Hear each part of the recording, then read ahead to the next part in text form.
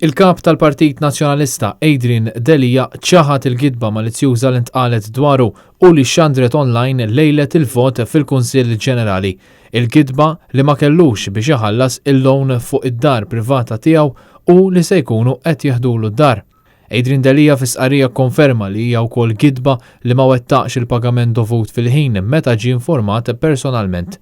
Dan huwa każ ieħor f'sensiela ta' attakki personali fil-konfront ta' Adrian Delija ftit sigħat biss qabel vot importanti tal-Kunsill Ġenerali Straordinarju, attakki minn blogger li ilu għal dawn l-aħħar xhur jipprova jattakka l-kredibilità ta' Adrian Delija minn meta ġie elett kap tal-Partit Nazzjonalista. Il-każ li jsir referenza għalih inqala peress li l-kap tal-Partit Nazzjonalista ma rċeviex personalment l-avviż għal ħlas fil-ħin u meta irċevjhom għamel pagamenti mitluba minnu b'mod immedjat. Dan kien konfermat ukoll permezz ta' dokumenti li ġew pubblikati fil-medja lokali. Huwa għamel il-pagament mitlub ta' 7,500 euro fi 17 ta' Lulju u allura qabel l-20 ta' Lulju kif mitlub minnu. Il-pagament liħor ta' 800 euro sar fis-16 ta' Lulju.